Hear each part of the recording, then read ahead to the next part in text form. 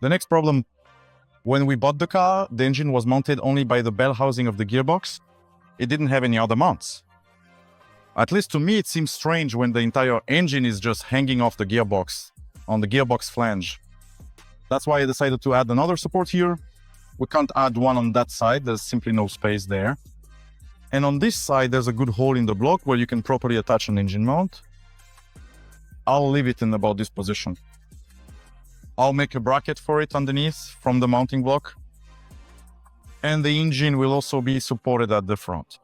It won't just be hanging from the gearbox flange. I think it definitely won't hurt to have this extra support. I've assembled the engine mount. I didn't film it there, it's very cramped, not much space, you can see anything. So this part goes to the engine and this part goes down to our improvised subframe. Now I'll jack up the engine just a little bit, just enough to take the load of the rear mounts. I'll take the lower mount securely to our subframe, right on the spot, and then gently lower it down. And this particular mount will also take on a significant part of the engine's overall load, which is another crucial piece of the puzzle. And here, the logical sequence of this assembly is clearly visible, since the mount is specifically designed so that it doesn't interfere with the plastic tube that the cable precisely runs through. If we had installed this mount first and then started laying the cable line, most likely we would have run into the mount or the exhaust. And one more modification for today. Notice how much the wheel arch liner deforms when the steering wheel is turned. We expected this would happen and came up with a solution in advance. Now all that's left is to implement it, which Koi is working on.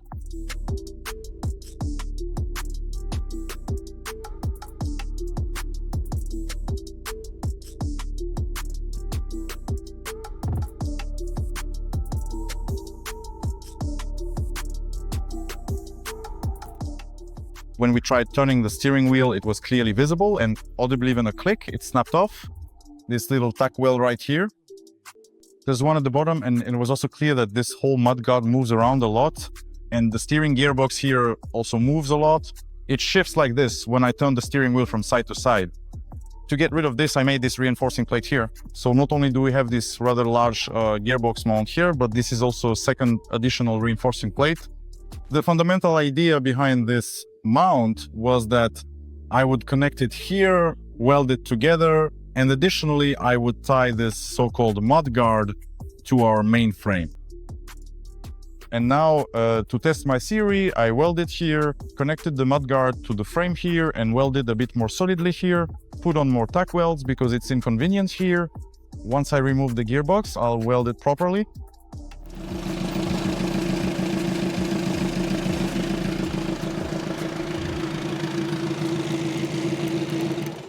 Everything is good. Everything is perfect. Nothing rubs anywhere. Nothing touches anything anywhere. Even though there's very little space here, nothing rubs and the gearbox doesn't twist out like it used to. When I finish welding it completely, it'll be even better. And even now, it basically doesn't move anywhere, doesn't change its position.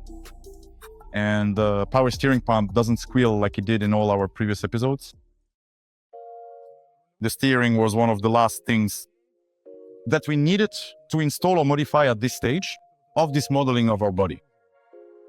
Now, everything I planned is installed in the car. In short, all the systems necessary for the car to function, which in my opinion had to be installed before starting on the exterior, are now in place. So now we are meticulously taking everything apart again, thoroughly washing, carefully cleaning, precisely painting, and expertly welding the entire body. It's going to take a very long time. It's a ton of boring, repetitive, tedious work, but it still has to be done. But before taking everything apart for good, of course, we have to take it for a spin.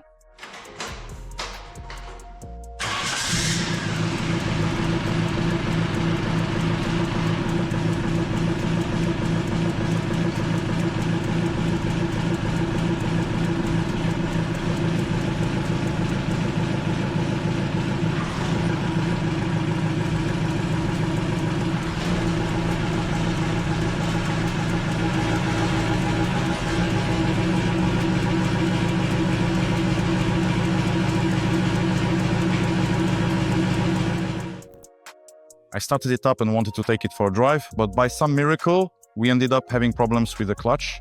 First of all, it's really stiff. Secondly, it's very abrupt. So as soon as I let it out just a little, the car jerks and tries to move off immediately. It's really uncomfortable. And there's some kind of noise coming from the clutch area. I keep thinking that it's probably because I didn't install this bushing that sent us the release bearing. I decided not to hammer or press it into the temporary gearbox. Maybe that's the reason. Well, I wanted to take it for a drive, but apparently that's not gonna happen now. So now we're gonna figure it out. I'll pay attention to what might have gone wrong there, and that will assemble the next setup on the floor. So that's why I have to take the car apart in this state.